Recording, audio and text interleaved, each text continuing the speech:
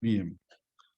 Nosotros entonces la semana pasada, ¿se acuerdan que vimos todo el proceso de industrializaciones, ¿no es cierto? Que vienen después de la primera revolución industrial de Gran Bretaña. Dijimos a su vez que esto era como las segundas olas del tsunami, siguiendo la imagen del capítulo de Joaquín, y ¿no? Como que eso impactaba en esta especie de figura que a mí me gusta de la piedra que cae en el estanque, ¿no? Y los círculos concéntricos que tienen que ver, ¿se acuerdan que habíamos dicho? Con influencias cruzadas, flujo de capitales, ¿no es cierto? Planes de negocio de los industriales británicos que van a cruzar el, al continente, bla, bla, bla, bla. Todo eso, habíamos dicho, acuérdense, nos daba el marco de, bueno, decir, ojo, no todas son iguales, e incluso habíamos cuestionado, ustedes eso no tienen por qué acordárselo, digamos, lo cierto es que lo, lo habían visto, digamos, en su momento con bastante, digamos, detenimiento, pero la figura de yo lo había mencionado, perdón, no lo habíamos visto, me confundí porque estaba corriendo la imagen. Justamente, no lo vimos con tanto detenimiento, pero es la figura del paradigma de Rostow. ¿Se acuerdan que yo le conté que era un autor que medio que pensaba que todas tenían que ser como iguales las industrializaciones y más o menos en el tiempo, o sea, eran más o menos exitosas, tipo una carrera, ¿no? O sea, Inglaterra la que había ganado, medalla de oro, medalla de plata la belga, y así, bla, bla, bla. Bueno, no, todo lo que habíamos dicho, todos los casos nos van a mostrar distintas especificidades. Respecto de las que no son la primera, las pioneras, digamos, la pionera que es Gran Bretaña, las que vienen después, que son las derivadas, y o, digamos, las primer anillo, decíamos nosotros, bueno, que comparten algunas cosas. Primero, que, bueno, es un continente que no era ya el que habíamos visto hacia finales del siglo XVII, que todo el siglo XVIII le había impactado, se había transformado fuertemente, que aunque el paisaje agrario ya es muy parecido al de la Inglaterra de la Revolución Agraria, ¿no? Siglo XVII, esto está pasando finales del XVIII, principio del XIX, cambios en el mercado agrario, digamos, cambios en la presencia del sector secundario, digamos, la protoindustria que se va haciendo fuerte, pero ahí ya hay una diferencia, que es que los métodos tradicionales se van a mostrar más duraderos que en Gran Bretaña, menos, ¿no? Con un poquito más, o sea, menos reactivos al cambio. La cuestión institucional, recuerden que habíamos dicho que en esto va a ser fundamental la Revolución Francesa, el Código Civil, 1804, todo eso que vimos. Pero bueno, sí me parece importante que todo el tiempo decíamos, pero ojo que también tuvieron a Inglaterra al lado, y esto es fundamental, las matrices, el conocimiento, ¿se acuerdan? Incluso los propios obreros, vimos por el caso de Bélgica, capataces, trabajadores especializados que empiezan a circular, siempre, digamos, muy tímidamente, nada, o sea, yo me tocó una vez, y a ustedes seguramente también, pero bueno, viajar, estar en un vuelo, es más, me acuerdo que fue un vuelo que venía de Buenos Aires a Neuquén, que se demoró y una persona estaba como muy desesperada porque él tenía que estar de 4 a 6, nosotros llegábamos, no sé, póngale a las 3 de la tarde y al final íbamos a llegar a las 5, él venía de 4 a 6, ajustaba una antena y se volvía, ¿no? Bueno, trabajador especializado, en este caso vinculado al sector de hidrocarburos. Eh, Imagínense eso, trasládenlo hacia 1820, ¿no es cierto? Nada, una persona que tal vez lo manda a la empresa 3 años a vivir a Bélgica, pero es lo mismo, digamos, no deja de ser, digamos, finalmente, ¿no? Flujo, ¿sí? De capital intelectual, digamos, de capital humano, ¿no? También, eventualmente, de dinero, digamos, está circulando también el formato de digamos, apalancar inversiones, etcétera, etcétera. Bueno, todo eso está dando vuelta. No es lo mismo hacerlo sin Gran Bretaña, pero también no es lo mismo ser segundo que primero, porque también te permite, ¿se acuerdan? Zafar de las cosas que Gran Bretaña se les había complicado. Y ahí, bueno, dijimos algunas cosas que sí son comunes, esto, ¿no? La cuestión de los zafar de los obstáculos, pero bueno, vamos con lo que son comunes, que esto lo discutimos un montón el otro día, estuvo bueno, ¿no? El papel del Estado, sus tres formas, se acuerdan que incluso habíamos más o menos distinguido indirecta, que es tipo no molestar, que es parecido a lo británico, Bélgica, directa, ¿no? Ya subsidiar, apoyar, ¿no? Estados Unidos y un poco en una segunda línea Francia, o directamente volverse el jefe de las empresas del Estado, del jefe de las empresas nacionales, Alemania. Pero en todas la presencia del Estado es superior al Estado británico. Nueva forma de financiamiento, lo discutimos mucho el otro día, pero estuvo buena la discusión, digamos, tipo, ¿cuál viene primero? ¿Cuál es más importante? Acuérdense que llegamos medio a la conclusión de que todas son una gran cadena, ¿no? Finalmente, ninguna pasa sin la otra, pero yo entendía, insistía con esto de que marca un poco el tempo, ¿no? De esta segunda característica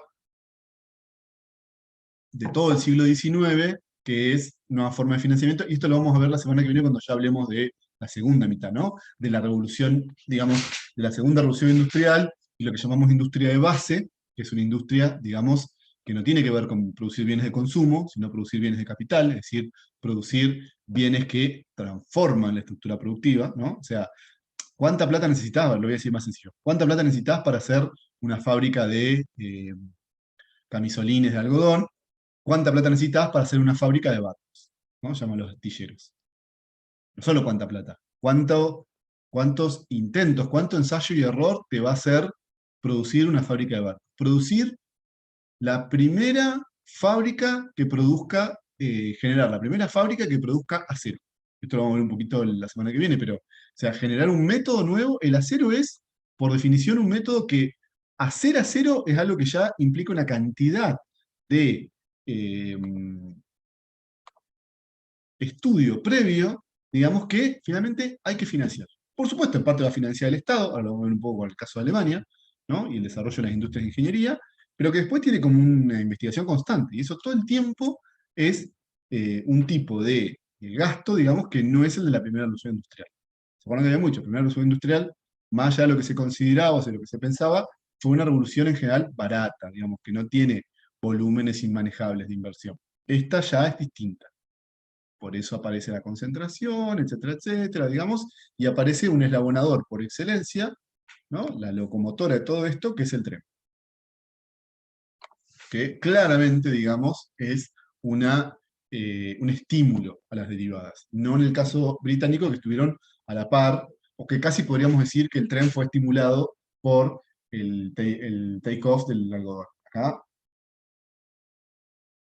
sin tren no hay paraíso, ¿no? Esto es muy claro y nos implica, digamos, una transformación, dijimos, muy profunda de la estructura, tanto para atrás como para adelante. Acuérdense, ¿no? Esto de estímulos, ¿se acuerdan? De todas las industrias que van a poder mejorar su logística, pero también hacia atrás todas las industrias que van a hacer los trenes y cómo eso va a generar también una transformación de la estructura productiva, digamos.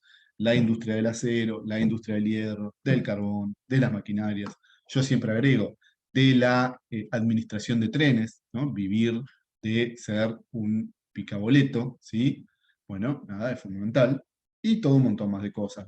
Gente que hace la comida para los trenes, no sé si me lo preguntaban acá, pero bueno, justo lo fui dando en un par de, pero incluso la división de clases, ¿no? Esto de que los trenes tenían el camarote, ¿no? La Pullman, después clase turista, digamos, como que todo como que el tempo va a girar en torno a eso, digamos, y va a generar una transformación muy, muy importante. Por eso, de nuevo, digamos, ¿cuál de las tres es más relevante? Las tres, digamos, finalmente no. Y las marcamos nosotros. Estos siempre son, acuérdense, marcas que hacemos analíticamente. No es que, en la realidad está todo junto, ¿no? En la realidad tenemos ese caos. Esto es justamente la foto, ¿ven? Cuando hablábamos de la foto y decíamos eso en la presentación de las formas de entender historia económica y historia del pensamiento económico, también hacemos referencia a eso. Bueno, voy a pasar rápido los casos, porque eso sí lo vemos un montón y si no se vuelve medio largo el repaso. Recuerden, Bélgica, dijimos, imita en sentido que es la que más sigue parecido, pero sin embargo tiene más recursos naturales, tiene un esquema más multicausal, perdón, ¿no? Está corridita, ¿no? 20, 30 años para acá, 1750 a 1780, ya también es interesante, y tiene como los ferrocarriles hacia 1830, que en la Bretaña son 1820, como que es la primera que corre un poquito la periodización. A mí me gusta esto decir, como que se corre de foco, pero muy poquitito, respecto a la que vamos a ver hoy. De textil, acuérdense, a la industria de mineral, que es integrada, es decir, que es de concentración. Esto lo vamos a terminar de ver la semana que viene. Tipo de Estado que dijimos va pasando en todos los, o sea, fue dominada por un montón de, ¿no? Desde los austríacos hasta los franceses, hasta su independencia, en todos hubo mucho Estado, que por ejemplo toma decisiones, recuerden que esto lo llegamos a ver, la última, fue de lo que, de los, digamos, trabajamos ahí sobre la segunda parte de la clase, que era esto de ver cómo no funciona todo este tremendo reticulado, y nos está hablando el reticulado de Villaferres, ¿no? De una decisión de un Estado que quiere generar una integración nacional. A diferencia, por ejemplo, de casos como el argentino, que lo que se pensó más bien es en apalancar el agropampiano, ¿no? Y ese esquema radial o el esquema longitudinal norteamericano. Acá tenemos un país pequeño territorialmente que permite, digamos, como una apuesta de corte de integración. Pero es una apuesta que hace el Estado y que lo financia y que permite crédito blando, ¿se acuerdan? Ahí volvemos siempre, estamos girando sobre lo mismo. Bueno, nada, le compra mucho Francia. Francia, acuérdense, dijimos, entonces, bueno, Bélgica, modelo imitativo. Francia, sistema dual. No tuvo despegue, no tuvo take-off, ¿no es cierto? Pero sí, claramente tuvo, digamos, sus particularidades, basado en, este está mucho más corrido, lo cual es inevitable que así sea, primero porque no tiene take-off, pero también porque dijimos la otra vez, en la mitad le metes, nunca sabremos cuánto podría haber acelerado sin la Revolución Francesa, y tampoco tiene sentido saberlo los historiadores, las historiadoras, esto no se llama contrafáctico, vieron que es, ¿qué hubiera pasado si en vez de invadir Rusia, ¿no?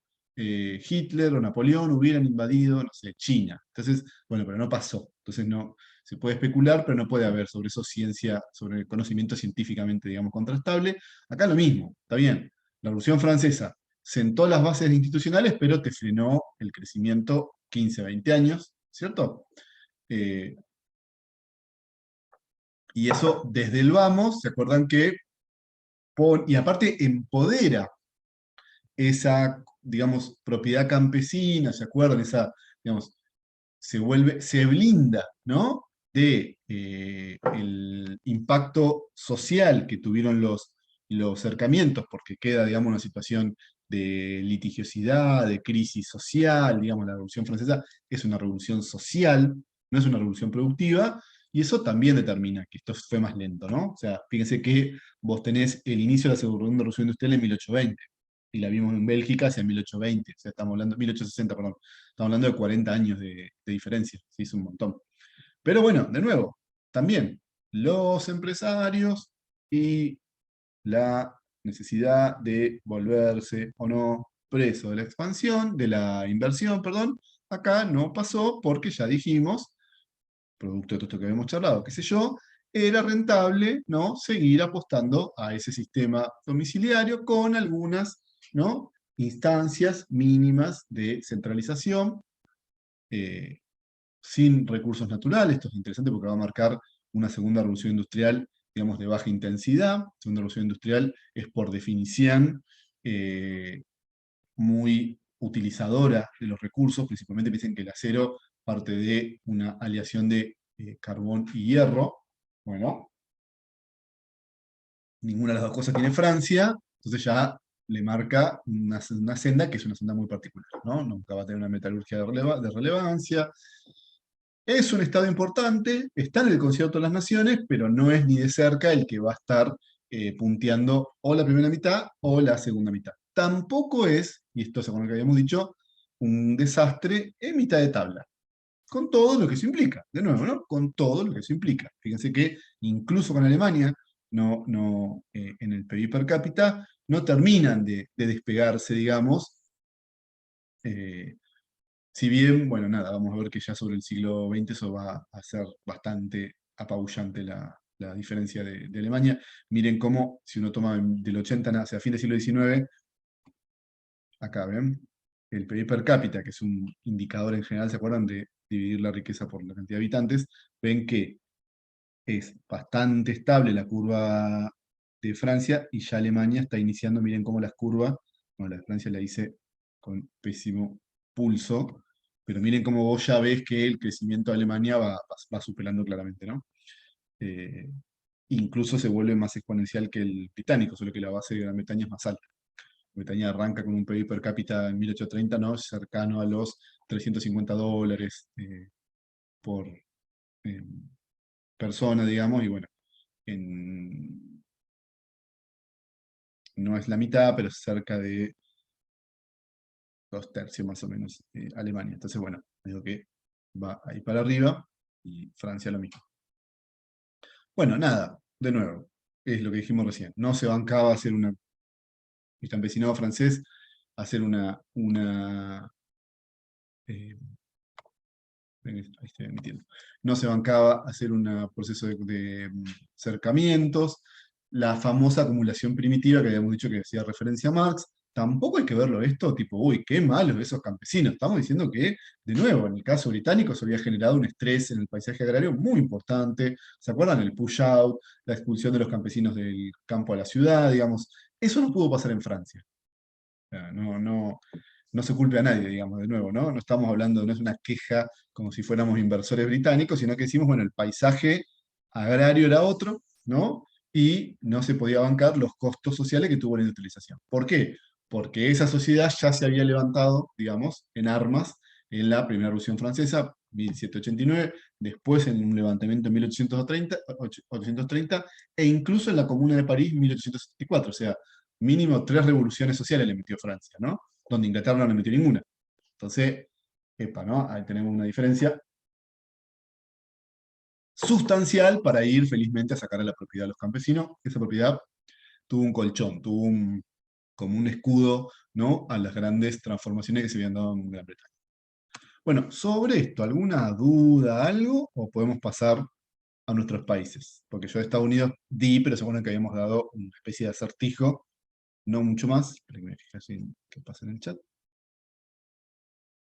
Bueno, avancemos un poquito, pues hacemos una rondita de preguntas, si no se me ponen hoy especialmente, están como de lo que venían, mucho más silenciosos, porque bueno, insisto, se nos acerca Semana Santa y ya hay un nivel de atención que baja, pero no deja de ser una clase importante de esto que me estaban preguntando, si esto entra en el parcial. Bueno, no solo entra, sino que toda esta parte es medio constitutiva del parcial, ¿no? Y ni hablar del final, también lo mismo. Bueno, Estados Unidos y Alemania. Primera cuestión, como siempre digo, son las dos derivadas más importantes, ¿no? Son las industrializaciones que al nacer cambian y transforman la totalidad, digamos, de el formato de la hegemonía británica. Según que habíamos dicho que los Estados Unidos, esto tiene una especial cuestión a atender por esta segunda diápositiva, que es la última que yo les mostré, que nada, es como realmente, es la fuente de la eterna juventud, digamos. ¿Cómo lograr hacer en, fíjense, 20, 140 años, 134 años, no seamos tan, siempre yo ven que yo redondeo los periodos porque no estamos hablando de que en un año se cambia el PIB per cápita, digamos, ¿no? Sino esas tendencias, pero es una tendencia muy corta, o sea, es un cambio de tendencia muy, muy abrupto. En 150 años, vamos a decir así como con toda la furia, eh, 13 colonias chiquititas, escasamente pobladas, digamos, colonia de Gran Bretaña, o sea, un apéndice británico, es el país, digamos, más importante en términos económicos del mundo, ¿no? Que concentra un tercio de la producción industrial mundial hacia 1900, concentrado hacia 1914, y tiene el PIB per cápita más elevado de lo que estamos viendo recién, y le permite plantear condiciones en términos del concierto de las naciones, ¿no? Es decir, para bien, para mal, para cuestionarlo, para defenderlo, para ver películas, para decir que no veo las películas norteamericanas. Para lo que sea, Estados Unidos es una realidad en nuestras vidas, como miembros del mundo global del siglo XXI.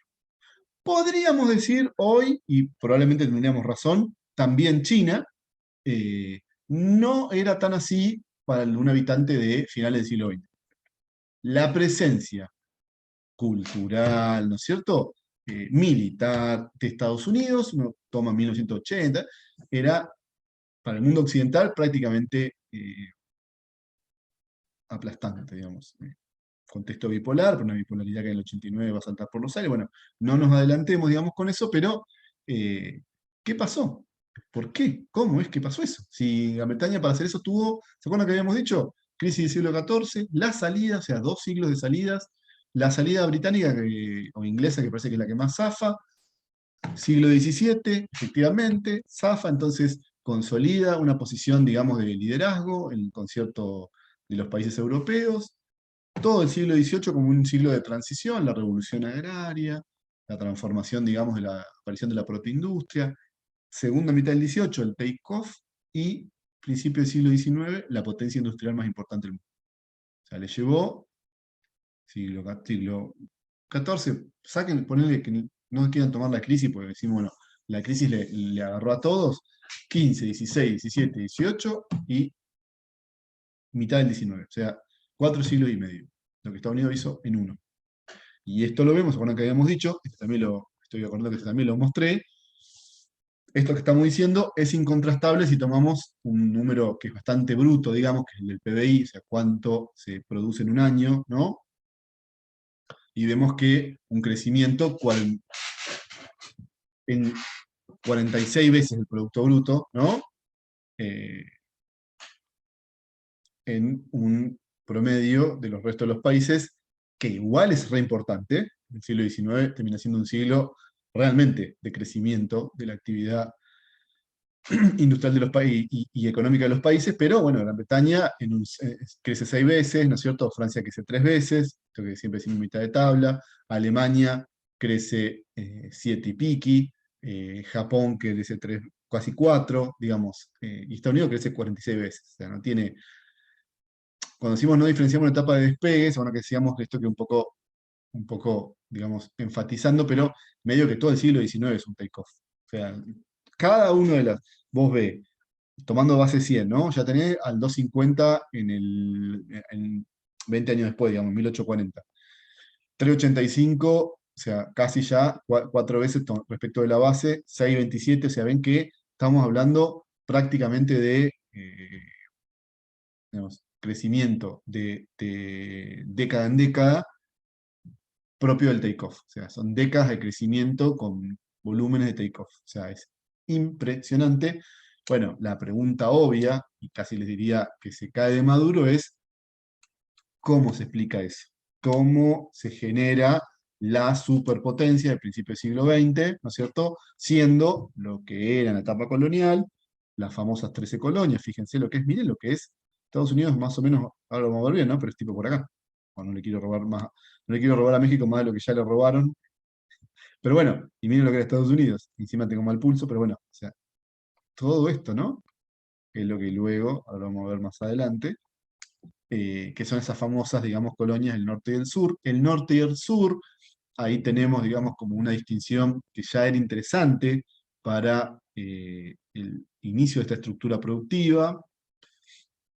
Las colonias, Estados Unidos nace como una colonia británica, pero ya tiene algunas particularidades. Una estructura que es, digamos, de manera que se permitió, digamos, que tuvo una estabilidad bastante importante y de muchos años. De hecho, incluso la guerra de la independencia es una guerra que, bueno, por supuesto es cruenta, pero medio que no le frena el proceso de crecimiento, digamos, a diferencia de, como vimos el caso de la revolución en Francia y demás, eh, con una presencia muy importante digamos, del comercio y de una clase comercial, porque de hecho las 13 colonias nacen por definición vinculadas con Gran Bretaña, digamos, y en una posición interesante, digamos, noratlántica, que la ubica y la coloca cerca de Europa. Bueno, lo que hemos visto incluso desde los viajes de los vikingos, esto que decíamos, veníamos diciendo hace 2 o 3 encuentros largos, y un sistema de agricultura que es dual y que es interesante porque esa dualidad va a marcar muchas cosas en esta primera etapa,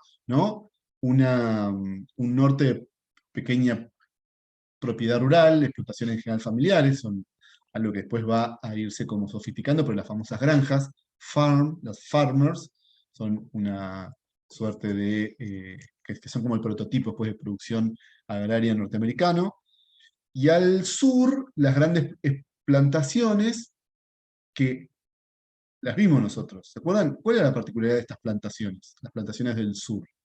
A ver si alguna se anima, si de paso las Que hago. eran de algodón y eran trabajadas por esclavos. Bien, ¿y qué traen entonces? ¿Qué incorporan? Sí, son trabajadas por esclavos, claramente son, digamos, que es lo que llamamos, ¿no? La plantación esclavista o el ingenio esclavista. ¿Qué trae eso? ¿Qué tiene? Industria textil. No, bueno, pero antes de la industria, pero va por ahí, ¿eh? Antes de la industria, ¿qué? Si vos tenés para vender algodón, La si materia vos tenés, prima. ¿traes materia prima? Estamos dándole vuelta, ¿no? Estamos bien encaminados, pero podemos ser un poco más específicos. ¿Te trae materia prima o qué te trae? Que es algo que, piénsenlo, ya le va a marcar algo que no tiene, por ejemplo, Gran Bretaña. Productos brutos, recursos naturales. No, pero tiene los recursos y al venderlos funciona, ¿no? Como un incorporador de divisas. Esto es muy interesante porque el sur, de alguna manera, que es visto como, ¿vieron? El atrasado, ahora vamos a charlar un poquito. Medio que es el que está trayendo, o sea, la vinculación con el comercio mundial en esta primera etapa la va a dar mucho más el sur que el norte. Y esto, bueno, va a marcar algunas diferencias sustanciales, bueno, el punto que terminan después enfrentándose a una guerra civil, por supuesto, pero bueno, va apareciendo, ¿no?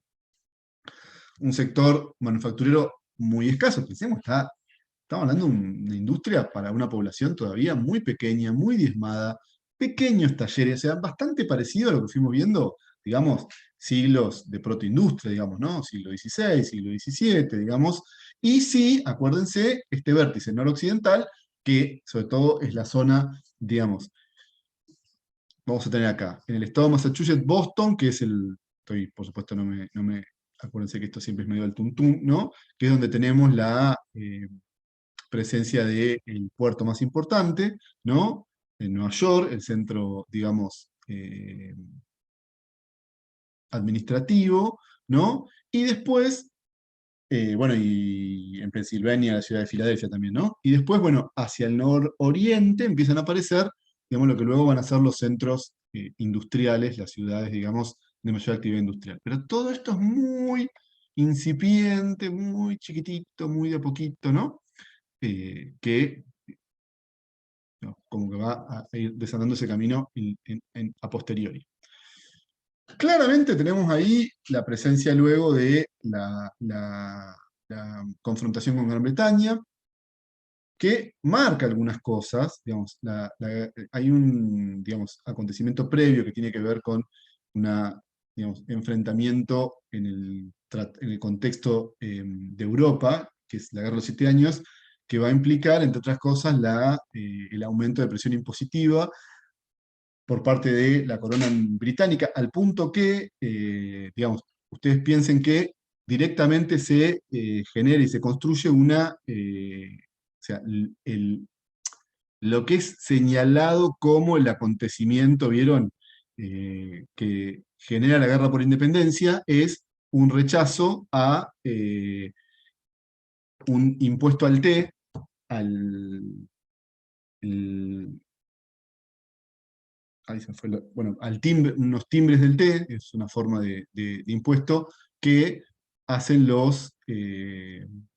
digamos, sectores comerciales de Massachusetts, que tiran en Boston el té al agua, digamos, como rechazando esto, ya les digo, porque en realidad la propia conquista de América del Norte o sea, el hecho de asentarse en América del Norte para Gran Bretaña había implicado pelearse con Francia, qué sé yo, entonces me digo que yo te conquisto y encima te cobro más impuestos. Bueno, no, y ahí comienza, les digo, es por un impuesto, o sea, los timbres del té, no me estoy acordando, sí algo, se me fue la palabra, después siguen la googleamos, en inglés, su denominación. Pero bueno, nada, se arma el despliplume, se independiza Estados Unidos, y como yo les anticipaba hace un ratito, no hay, a diferencia de otros conflictos que vamos a ver más adelante, o que hemos ido viendo hasta ahora, es una independencia que, ya les digo, no fue súper movilizadora del sistema productivo, no pateó el tablero, casi que fue una especie de mayoría de edad, o sea, en Norteamérica fue como una especie de, ¿no? Un niño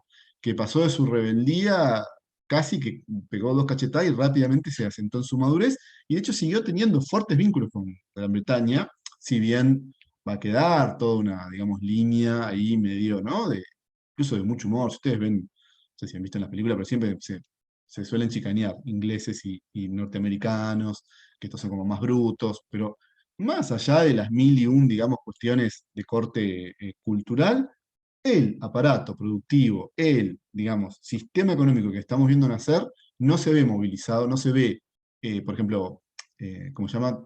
Explotado, ¿no? Afectado fuertemente por la guerra de independencia, medio que es como listo, ya está, vamos, a la voz de Aura. Y tenemos una primera etapa, fíjense, también, ¿no? Más parecida, si siguiéramos la periodización, nos da más cercano a Bélgica, el inicio de las tentativas industriales, 1780-1820, ven, primera etapa, ¿no? Que todavía funciona, e insisto, más allá de la independencia, sigue siendo una industrialización muy vinculada a la industria británica.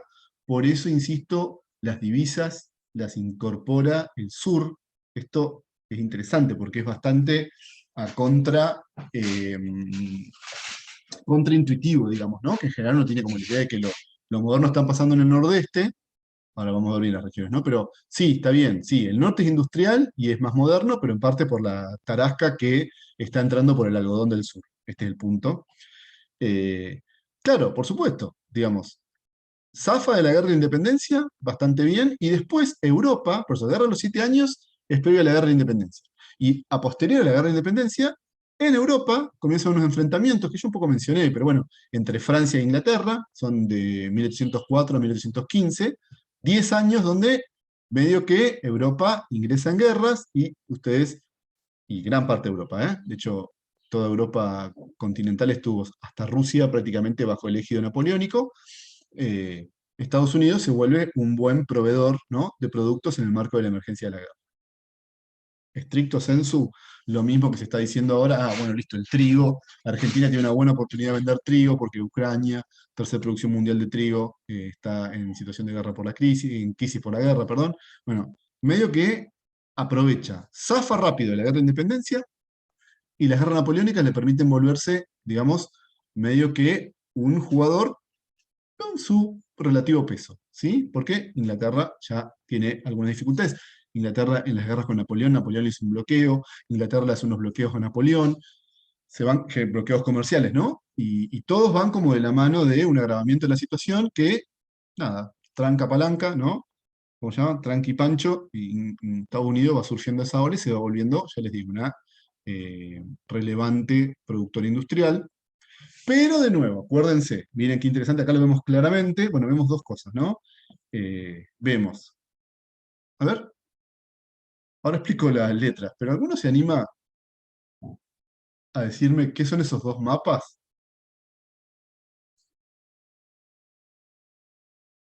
que se ven ahí? Son ¿Las mapas de plantaciones Norteamérica. pueden ser? ¿Cómo, perdón? ¿Las plantaciones? ¿O Este la es de las distribución? plantaciones, o en todo caso, digamos, producción de Yo algodón, diría que sí, porque está más asentado en el sur. y este es el de, no me acuerdo qué elección, le tenía que preguntar a Joaquín, pues este lo hizo Joaquín, pero es una de las últimas, creo que me parece que la de 2016 de Trump, si no es la de 2016 de Trump, pegan el palo, o es una de las de Bush, pero es el mapa por distrito, digamos, por circunscripción electoral de una elección. Rojo es el voto republicano, azul es el voto demócrata. ¿Qué ¿Sí? era el voto republicano y demócrata? Son, Nunca por eso entendí entonces. esos. Ahora se los, pero los explico muy brevemente, ¿no? Porque es medio largo, pero Estados Unidos tiene una estructura muy fuertemente bipartidista, llamémosle así. Tiene dos partidos, ¿no? Que se van, digamos, alternando en el poder. Pues hay, por supuesto, más partidos, pero son como los dos que gana uno, gana el otro, ¿vieron? Desde ya bastante entrado el siglo XX, que queda uno y otro, y en general, digámosle, la agenda republicana es una agenda más conservadora, vinculada en principio a sostener cierto status quo. La agenda demócrata es una agenda de mayor progresividad social. Esto, por supuesto, no una clase, no alcanzaría la materia para discutirlo, por ejemplo, el caso de Donald Trump, el presidente, ustedes saben, hasta el año 2020, pero en general es como que los republicanos son la derecha, los demócratas son la izquierda. Insisto, es una cosa muy simplista lo que estoy diciendo, y lo que voy a decir ahora, de alguna manera, también tiene se puede complejizar, pero fíjense que un poco, digamos, la presencia de algodón nos está explicando el voto republicano, ¿ven? Y, y- y- y esto va de la mano de lo que yo les decía hace un ratito, que es que en los Estados Unidos, este primer proceso industrializador, los capitales los explica, digamos, la mano de obra esclava. ¿Sí? ¿Quién ingresa, digamos, capitales del mercado externo? ¿No? ¿Quién se vincula? Bueno, el algodón del sur. ¿Sí? Entonces, eso genera, digamos, una posibilidad de ir generando, de ir construyendo, perdón, una primera industrialización que sigue siendo todavía una demanda pequeña, dispersa, todavía una urbanización muy, digamos, como muy fragmentada y muy dispuesta a hablar de un territorio que es muy grande, ¿no? Eh, o sea que, insisto, sur esclavista, nordeste de pequeña propiedad y, digamos, que comienza con proceso de industrialización, pero quien capitaliza eso, esto es el sur vendiendo el algodón, ¿no? El algodón del sur en ese momento es el equivalente a la soja de Argentina hoy. Insisto, es otra simplificación, pero para que ustedes se vayan como haciendo una idea, digamos, ¿no? Claro, bueno, esto por supuesto un poquito después empieza a tener un despliegue, un desarrollo, porque ahí empiezan a esos, digamos, esas décadas, esos crecimientos por década que habíamos recién tan robustos, y fíjense que tenemos elementos muy propios de las derivadas, y elementos muy propios de una derivada que tiene cosas, comparte cosas con Gran Bretaña, en el sentido es parecido a Bélgica, ¿no? La industria textil como el primer sector, el sector de punta, ¿no es cierto? La presencia del Estado que empieza a tener una muy fuerte política de protección, en ese sentido es mucho más fuerte que la protección de Bélgica, o sea, en Estados Unidos la presencia del Estado se nota mucho en lo que son las barreras arancelarias, ¿se acuerdan? En ir grabando y volviendo menos ventajosa la producción, digamos, la compra de producción extranjera. Y, bueno, nada, una empresa que por su propia característica y este sistema que es medio tan fragmentado y demás, se vuelve, por definición, mucho más necesitado de la innovación. Esto lo vamos igual a discutir bastante el martes que viene, pero medio que la industria en Norteamérica, por definición, van a ser con una tendencia a la modernización, ¿no? Mucho más fuerte que en Gran Bretaña. ¿Alguno se anima a decirme por qué pasa esto? Es bastante sencillo que lo piensen, ¿eh? Pero a ver si, pues insisto, hoy salvo, creo que es Julieta, la única valiente que está hablando. ¿Qué le pasa? ¿En qué condiciones los empresarios querían volverse?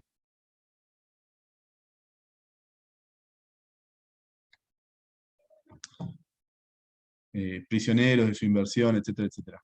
¿Por qué tiene esa característica de tener tanta transformación tecnológica la industria norteamericana? ¿Qué Por es la lo falta que... de mano de obra, ¿no era? Exactamente, muy bien.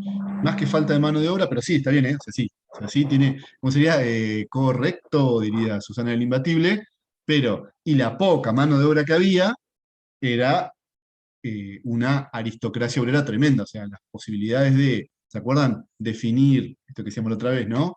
El costo y el tiempo eran tremendas en Norteamérica, o sea, o no tenías trabajadores, o los trabajadores que tenías eran súper de oficio, ¿no? Y te podían dar y plantear todas las cosas. Entonces, bueno, todo el tiempo ese, digamos, déficit en el factor trabajo, ¿no? Iba por el lado de la innovación tecnológica. Tal cual. Muy bien, Nicolás. Hablaste hasta ahora poco, pero hablaste y la clavaste al ángulo. Bien, esto entonces se va a dar con un despliegue territorial muy importante, casi tan importante, que va a ser la característica, lo vamos a ver en un par de diapositivas, pero va a marcar la característica del caso norteamericano, perdón, que es el despliegue territorial,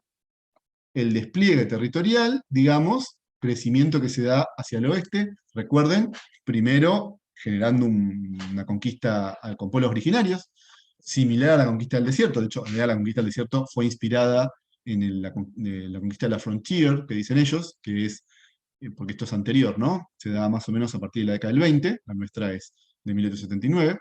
Entre el 20, digamos, y ya entrado los años 60, y 1870 y pico, y qué sé yo, tenemos todo el este colonizado, o esta zona de acá, que bueno, ahí lo ven, ¿ves? Es la parte, esta acá, sería esta división, ¿no?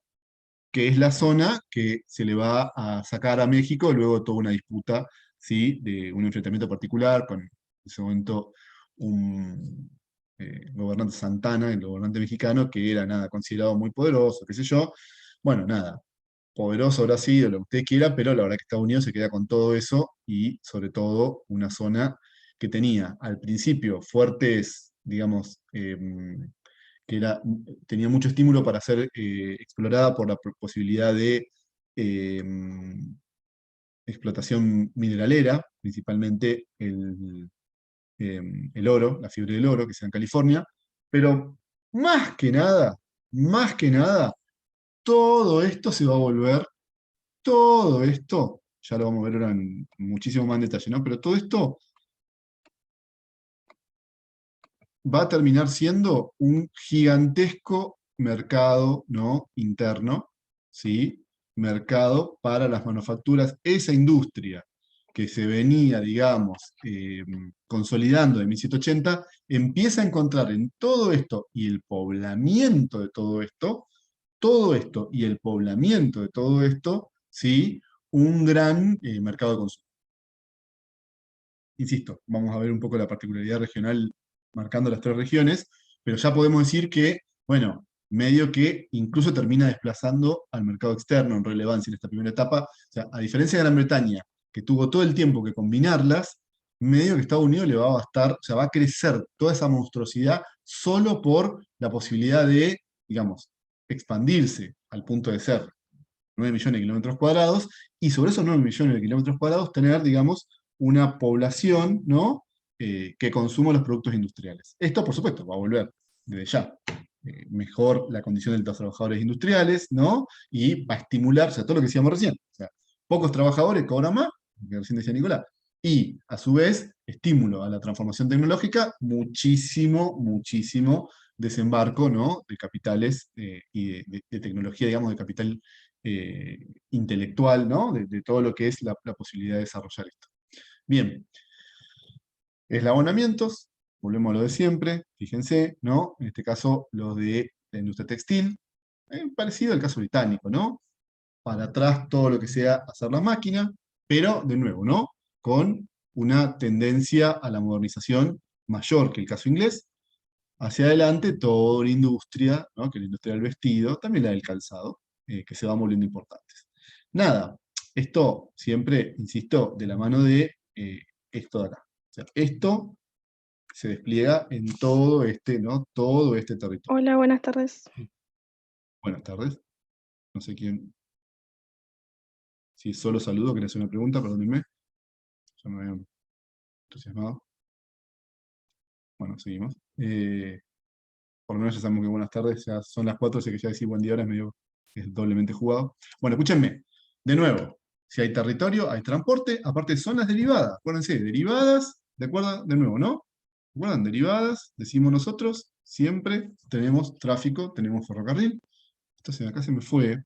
Bueno, pero tenemos los ferrocarriles, las carreteras y después un eje muy importante que son los ejes de San Lorenzo de Mississippi, que corren, digamos, toda esta zona, ¿sí? Esto que ustedes están viendo acá, entre el sur y el norte, ¿sí? Y va generando unas redes de comunicación muy importantes, que son, por otro lado, estímulo y también son eslabonadoras, porque ustedes no saben lo que fue llevar el telégrafo a todo el territorio norteamericano, llevar el ferrocarril, todo eso son empresas titánicas, titánicas, digamos, muy a diferencia del caso inglés, son costosísimas, digamos, generan todo un montón de dificultades en ese sentido, ¿sí? Claro, con la industrialización norteamericana. Entonces ya sabemos que es Brisa por el que estaba saludando, y esto es el caso norteamericano. Bien, si hay ferrocarriles, hay eslabonamiento, y acá los eslabonamientos son fundamentales, o sea, no podés no eslabonar, no podés no estimular, si no es, ¿no? Todo esto, ¿cómo hace? ¿Cómo integras? ¿No es cierto? Todo esto, ¿no? Esa integración, los ferrocarriles, ¿se acuerdan? Integran así, ¿no?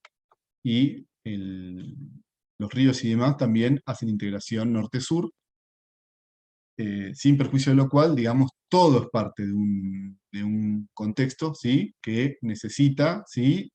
No puede haber siderurgia sin ferrocarriles, no puede haber, acuérdense, ¿no?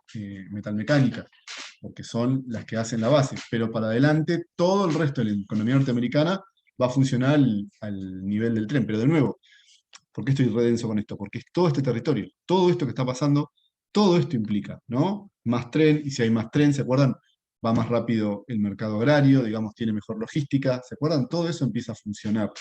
Y todo eso explica, y vuelvo acá, es lo que nos explica, nos permite entender esto. Todo lo que estoy diciendo yo empieza a explicarnos todo esto. Después vamos a ver que igual hay cosas bien puntuales para hacer una síntesis, pero bueno, hay que hacer esa historia. Y esto explica la etapa de Estados Unidos potencia, sin duda, que la explica, ¿sí? Porque el ferrocarril es el que permite, digamos, ya entrar en una lógica de segunda revolución industrial, insisto, que vamos a terminar de ver la semana que viene, y de pasar de la industria textil, ferrocarrilera, digamos, hacia la industria de la siderurgia. ¿Recuerden la industria de siderurgia? Industria, ¿no? Del acero, ¿sí? Que es, claramente, tenemos ahí, es esta la zona de producción siderúrgica. La ciudad del acero por excelencia es Pittsburgh, ¿no es cierto? Los Steelers de Pittsburgh se llaman los... Ay, se fue, creo que son de fútbol americano. Es acereros de Pittsburgh. Después, otras ciudades industriales fundamentales, Chicago, acero, industria de la construcción o real estate, en el estado de Illinois. Y, por supuesto, insisto, Nueva York como el centro urbano administrativo más importante, ¿no? Todo eso ubicado acá, todo eso ahí. Más la industria luego, la ciudad de industria más adelante, ¿no? Por la industria automotora, que es Detroit, ¿no? Que está en el estado de Michigan. Nada. Ahí tenemos un bloque industrial increíble, pero tiene una particularidad que es que, de nuevo, ahora lo vamos a ver más en otro mapa, pero todo esto, digamos, le compra. Ustedes siempre acuérdense que acá vamos viendo cómo se monta un tremendo, ¿sí?, espacio de mercado interno de consumo de lo que está produciendo acá esta zona, ¿sí? Incluso sin tener especial dependencia del mercado externo. Este es un caso muy interesante en Norteamérica, ¿no? Pero bueno, hay que vender, ¿no? A todo esto. Y acuérdense, acá tenemos la capitalización, vía la venta de los productos del algodón, qué sé yo. Acá tenemos, ¿no?, la modernización industrial y acá tenemos el mercado de consumo. Medio que termina siendo un tremendo win-win. Bueno, nada. Esto, por supuesto, empieza a tener algunas particularidades. De esto vamos a hablar mucho, mucho la semana que viene. Pero, o sea, la empresa que genera esta transformación y que genera esto que estamos viendo es un tipo de empresa que no tiene nada que ver con esas pequeñas empresas protoindustriales. Todo lo que vimos, toda esa historia chiquitita, en clave como casi micro de Gran Bretaña, acá es totalmente monstruoso, ¿no? El tipo que está ahí, David Rockefeller, es un tipo que se considera, ahora hay toda una discusión si está siendo o no superado por Jeff Bezos, el de Amazon, eh, etcétera, etcétera. No vamos a entrar en esa porque es muy compleja y aparte, bueno, la vamos a hacer más adelante. La persona que más rica, digamos, que más riqueza tuvo, digamos, a valores constantes en la historia del capitalismo, ¿sí? Que comienza teniendo primero una empresa de trenes y después una empresa de producción de extracción de petróleo, ¿no? Eh, pero bueno, nada, un tipo de empresa que es, por definición, concentrada, ¿sí? Que tiene todo un desarrollo de propiedad y gestión aparte, eso ya les digo, todo tema de la semana que viene y en realidad de la otra, o sea, son 2 martes para ver esto. Empresas grandes, esto solo lo pueden hacer empresas grandes. Acero, desarrollar técnicas para producir más y mejor acero, solo lo pueden hacer empresas grandes. Para sacar más y mejor petróleo, solo lo pueden hacer empresas grandes. Nada de esto nos recuerda, o en todo caso, no sé, no, o sea, las empresas en inglés hacen como el antecedente, como ¿no? Tipo la abuela, pero esto ya es, o estamos hablando de otro tipo de gestión, ¿sí? Y esto permite, vamos a revisar ahora un poco rápidamente, después vamos a hacer el corte para en todo caso refrendar, decir, bueno, ¿qué explica? ¿Qué explica tanta eh, transformación y tanto crecimiento en tan poco tiempo? Una cuestión casi lógica. Todo esto que creció hay que poblarlo. O sea, primera cuestión, la vía norteamericana o American Way, ustedes lo habrán visto mil veces escrito así, ¿no? Es, bueno, ¿cómo se industrializó esto? ¿Qué particularidades tiene? Ya estamos hablando solo del caso norteamericano ahora, ¿no? No solo de las derivadas, sino Norteamérica. Bueno, gran diferencia con Europa, la presencia, lo he dicho 3 millones de veces, ¿no? Tuve redenso con esto, mercado interno, y si hay mercado interno es porque llega muchísima población que se da más o menos en 2 grandes oleadas, digamos, ¿no? Y que van a configurar tipos de trabajadores diferentes, pero que en principio establecen una cantidad de, una escala, ¿se acuerdan? Una escala para producir, y en este caso consumir, impresionante. ¿Sí? Es poblar todo esto. Toda esta gente que llega acá, miren lo que es la curva de crecimiento poblacional, de 4 millones en 1780 a 90, ¿no? De nuevo, estamos hablando de un crecimiento de la población, digamos, más de 20 veces, ¿no? En valores absolutos. Es una locura, es una monstruosidad. Que genera, ¿no? Insisto con esto, capacidad de consumo, miren lo que es. El PIB per cápita, fíjense que no crece 46 veces, pero crece mucho igual. Y es lo que estábamos viendo recién, o sea, de base 100 en el 820 a 463, digamos, dólares, ¿sí? A valores de 1985. O sea, cualquier habitante norteamericano tenía 463 dólares, digamos, de producción del total de riqueza, el doble prácticamente que en Alemania, ¿no? Que en Francia, un poquito menos, el doble, pero bueno, y un poquito menos respecto de Gran Bretaña, pero mucho, mucho, mucho más. Y sí, más del doble respecto de Japón. Bueno, nada, eso se traslada al consumo, eso estimula la industria, y es una industria que prescinde del mercado externo. Insisto, una y mil veces con eso, ¿sí?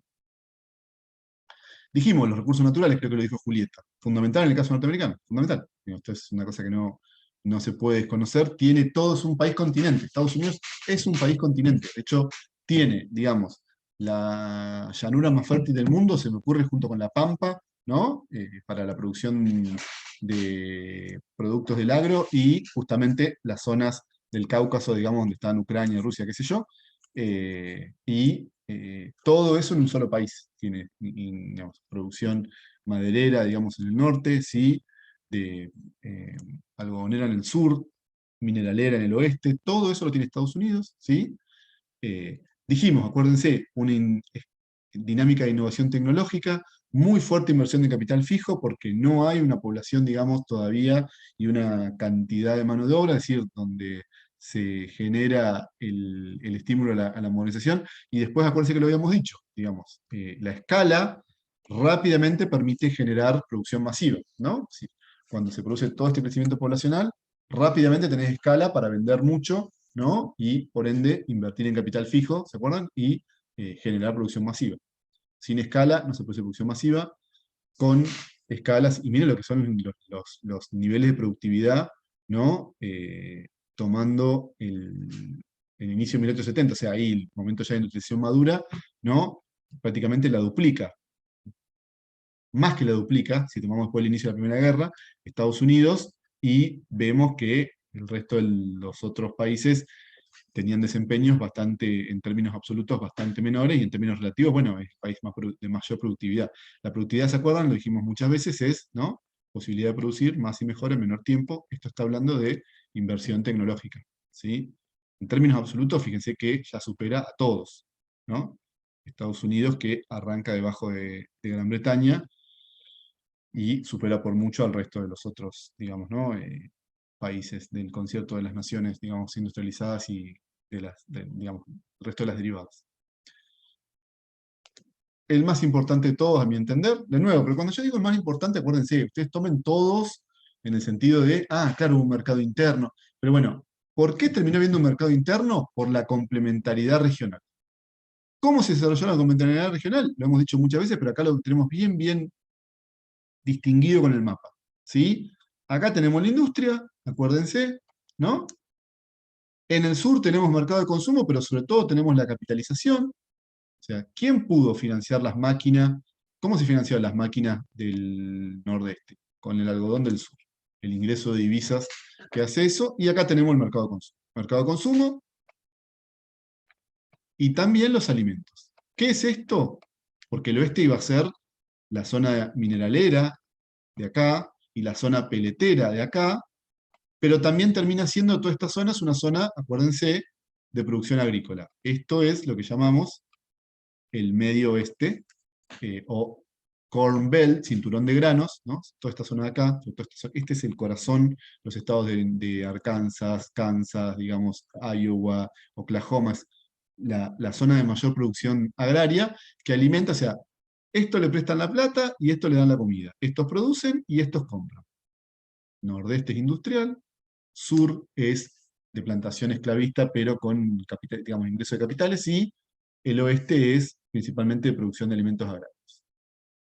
Los granjeros hacen la comida que comen los obreros y compran los autos que venden los empresarios. Esta es, fíjense, es un triángulo.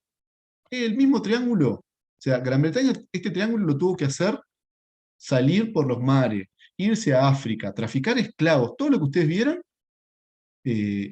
los estadounidenses se lo pudieron hacer sin cruzar eh, una sola frontera. En todo caso, definiéndola, ¿no? Eso sí, ¿no? Fronteras que definen ellos, etcétera, etcétera. Eso ya será otra cuestión, pero no necesitan, digamos, el concierto de naciones, no necesitan el libre cambio. Tienen su propio mercado. Claro, bueno, esto por supuesto, insisto, respalda un poco la presencia de un Estado mixto, me gusta decir, ¿no? O sea, fíjense que, y esto vamos a terminar de compararlo cuando veamos después el recrédito Alemania, este es un Estado que es al interior de las fronteras, digamos, fuertemente liberal. O sea, medio que los que lideran este proceso son los empresarios. Claramente los que lideran el proceso, perdón, son los empresarios. Pero fronteras para afuera es fuertemente proteccionista. Y esto sí es una diferencia es una diferencia con Gran Bretaña, digamos, ¿no? Frontera para adentro, ¿quiénes toman las decisiones? Los empresarios. ¿Qué hace el Estado? Banca esas decisiones. Subsidia, genera infraestructura con los trenes, con los puertos, con las estaciones de telégrafo, etcétera, etcétera. El desarrollo de un tipo de modelo educativo. Ahora, frontera para afuera, todo lo que vaya a entrar va a estar arancelado. ¿No es cierto? O sea, bancamos la industria nacional. Bueno, podemos decir entonces que tenemos como una secuencia que es como una cadencia. O sea, este estado es producto de esta regionalización, que a su vez va a nutrirse de, por supuesto, la cuestión del desarrollo de la tecnología, pero principalmente de los recursos naturales y de la cuestión de la población. O sea, esto se dio así porque acá se llenó de habitantes, ¿no? Y también la ciudad y todo esto que estamos diciendo, digamos, una ciudad continente. Ustedes saben que muchísimos norteamericanos no consideran la posibilidad de viajar afuera de su país, que para ellos su vida, sus vacaciones, sus recorridos, conocer el mundo es conocer Estados Unidos, ¿no? Es un país continente, ¿no es cierto? Bueno, se explica por todo esto que nosotros sabemos. Y la escala le permitió, a su vez, tener una producción en serie mucho más rápido que los otros países. Si vos sabés que solamente todo lo que produzca lo va a consumir tu propio país, tus propios habitantes. No tenés que ir a África, no tenés que cruzar el Atlántico, ahí, tiqui, tiqui, tiqui, tiqui, país continente. Nada, esto no se dio siempre igual, qué sé yo, pero es el inicio del proceso, digamos. Vamos a ver que en el siglo XX después sí iba a tener apetencia sobre el mercado externo. Estamos hablando de cómo se consolidó, cómo se generó. ¿Sí? Bueno, hagamos ahora el corte. Son y cuarto. Si les parece, hagamos hasta y media, así se me despiertan, pero bueno, cerramos en Alemania, que es cortito, digamos, y el pensamiento que es corto, digamos, y ahí hacemos la ronda de preguntas, qué sé yo, ¿sí? Pero hagamos un cortecito ahora, así ya eh, recargamos mate y demás, ¿les parece? Sí, profe, bien. Ahí, ahora Bien, bien. volvemos. Media volvemos. Bueno, profe, nos vemos en un rato.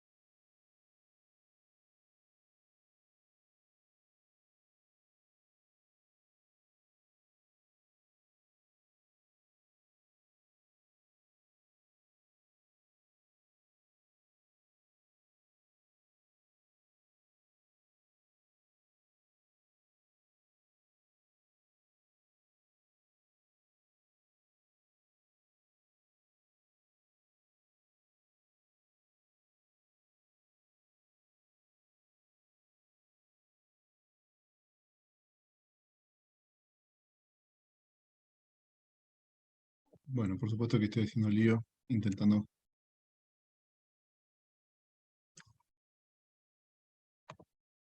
Ahí está, hice qué cosa. Quería poner en línea el power y me entré a mandar líneas ahí. Bien, bueno, sigamos, continuemos luego de esta breve interrupción de descanso y luego Seguimos mía. con Sí, Alemania. Alemania. Que es lo que les quería mostrar, pero le entré a meter, le entré a chingar líneas y bueno, se me complica. Bueno, Alemania. Alemania tiene otras particularidades, pero no deja de ser, insisto, la otra gran potencia de la segunda mitad del 19, ¿no? Vamos a ver la otra derivada que, sin ser, digamos, parecida a la de Estados Unidos, más bien podríamos decir que es la más diferente de todas al caso británico, termina siendo importante. O sea, esto de ver las distintas formas. Entonces decimos, bueno, Estados Unidos es ahí, medio un mix, tiene cosas de Gran Bretaña, tiene muchas cosas de las derivadas. Bueno, Alemania claramente va a ir por otro lado. De hecho, bueno, ustedes van a leer no este viernes por Semana Santa, en un punto lamentablemente que no lo tengan el viernes, pero está buenísimo que esté Semana Santa, que ustedes descansen y que aprovechen para ir leyendo. Pero bueno, cuando lo vean dentro de 2 viernes, el texto que escribí yo, que se llama La fábula de la tortuga y el conejo, hace referencia a una fábula, acuérdense, que dice, bueno, como que la tortuga que iba, digamos, pero eh, al final medio que termina ganando la carrera. En el caso de Alemania uno puede decir tampoco es que iba lento tipo Francia, sino que iba medio que lento hasta que en un momento aceleró. ¿Qué pasó para que acelerara? En el caso de Alemania sí es más claro el take-off, acá sí podemos ver y podemos tener, digamos, como mayor presencia de el take-off, de identificarlo, fíjense que es entre 1840, ven que, ¿se acuerdan? De 1750 a 1780, 1750 Gran Bretaña, 1780 Bélgica, Estados Unidos, 1840 Alemania, el más tardío de las derivadas, la más tardía de las derivadas, claramente, eh, y sin embargo 1914 es la segunda estrada de Alemania, pelo a pelo con Gran Bretaña en el caso de la hegemonía europea, y claramente la primera potencia militar mundial, al punto que, bueno, solita se anima a hacer 2 guerras mundiales, por supuesto que discutiremos mucho en qué contexto, qué sé yo, pero lo cierto es que se banca ese desafío, que es un desafío de logística, que es un desafío económico, que es un desafío industrial, digamos, y eso es por la industrialización, y eso por las derivadas, y también por qué Alemania pudo dar ese salto. Bueno, de nuevo, mismo recorrido que hicimos con Estados Unidos. ¿Qué era Alemania del principio? Primera cuestión, era una cantidad tremenda de reinos fragmentados. Alemania es, al día de hoy, el país Alemania es un poquito más grande que la provincia de Buenos Aires.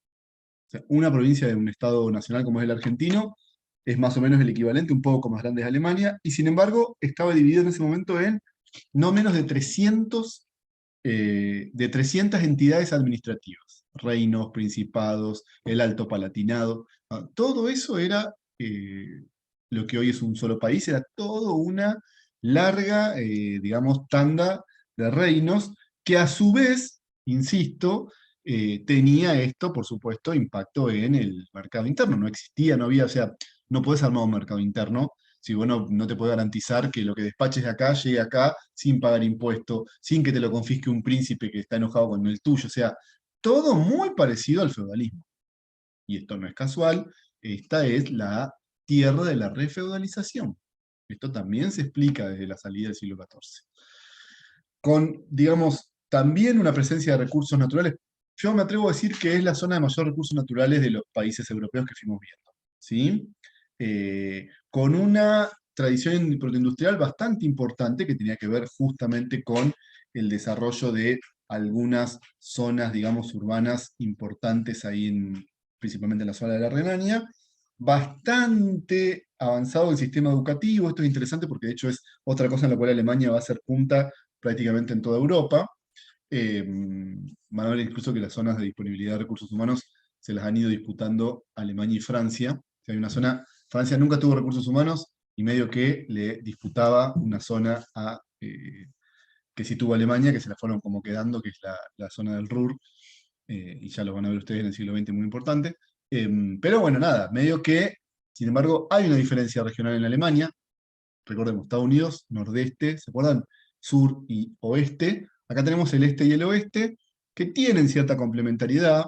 Yo diría, no es tan virtuosa como el caso norteamericano, la escala aparte es menor, pero en general el este hace las veces de granero, ¿no? De proveedor de materia prima y de alimentos, y el oeste, donde vamos a encontrar, digamos, las zonas, principalmente, insisto, la Renania, pero también la Sajonia, las zonas de mayor producción industrial, de tradición protoindustrial, digamos, como que ahí vemos los primeros avances en la industrialización, que, ya les digo, ven, tiene un corrimiento ya Profe, ¿puede volver sí, al PowerPoint anterior? a Una este o cosa. este. Al otro. Recuerden que igual esto está en la Petco, por las dudas, les digo siempre. De hecho, este que estoy usando ahora sí me puse.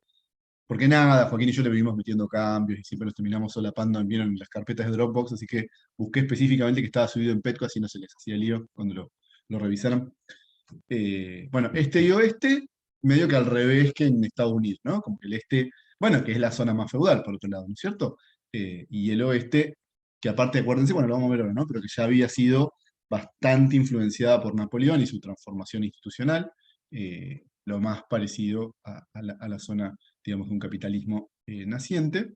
Insisto, ¿no? Con etapas que están corridas, la primera nos aparece, digamos, como zonas de protoindustria, pero esto es interesante porque zonas que empiezan a jugar conforme el circuito que ocupen, y tenemos como dos grandes tradiciones protoindustriales, una bien ubicada cerca de Vejen, fíjense, ¿no?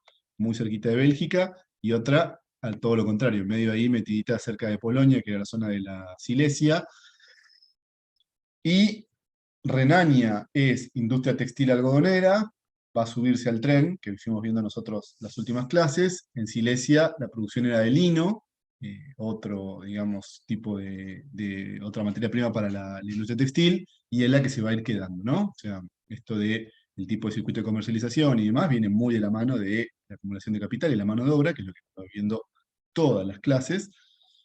Medio que las más parecidas, ¿no? Las más eh, en onda, digamos, son las que pudieron atravesar y modernizarse, por eso Renania va a ir medio ahí punteando, pero, como decíamos recién, también es muy importante en el caso alemán la influencia de la invasión francesa, y cómo eso elimina trabas feudales, la Alemania del oeste, acuérdense, ¿no? Esta de acá. Esta de hecho estuvo toda conquistada por Napoleón, y bueno, estuvo mal, se pusieron muy tristes los alemanes, qué sé yo, porque bueno, la invasión napoleónica, bueno, Beethoven, por ejemplo, le había declarado la quinta sinfonía, la tercera sinfonía, la heroica, y cuando Napoleón invade estas zonas, lo tacha, se enoja y lo tacha, pero lo cierto es que lo vuelve, sin embargo, esa influencia francesa a una zona más capitalista friendly, digamos, y esto permite luego también un dinamismo de la sociedad que va a estimular una producción, digamos, un aumento poblacional y una conformación de un mercado. O sea, esto, Alemania llega tarde, pero empieza a llegar fuerte y tiene, digamos, después rápidamente escala. ¿Y cómo será? Acuérdense, dijimos, primer gran obstáculo son una cantidad de reinos que no pueden formar un mercado interno. Alemania pasa de una etapa de tentativa de industrialización a la industria en sí, eliminando las barreras arancelarias internas, estableciendo un intento de mercado interno, por lo menos estableciendo las bases institucionales para el mercado interno. Se llamó Solveirem, no se terminó de unificar políticamente. Esto es interesante porque las dos etapas, tanto acá, que está la Solveirem, como acá, que está la unificación política, las dos etapas de Alemania, el paso de tentativas a industrialización y de industrialización a segunda revolución industrial o industrialización madura, las dio un cambio en la forma del Estado. Acá, la frontera interna, que ya les digo, permite generar un comercio interno real, sin trabas institucionales, sin esto, fronteras internas o fronteras secas, como se llaman, y empezar a proteger la propia producción local. Y ya les digo, esto permite que una segunda etapa se acelere fuertemente. Si se acelera y estamos hablando de las derivadas, decimos ingresa el ferrocarril. Y miren de nuevo, ¿no? Miren lo que es muy similar al caso belga, ¿no? Impresionante la integración, digamos, que se va a dar del tendido férreo. Son 14.000 kilómetros de rieles en 20 años, tremendo.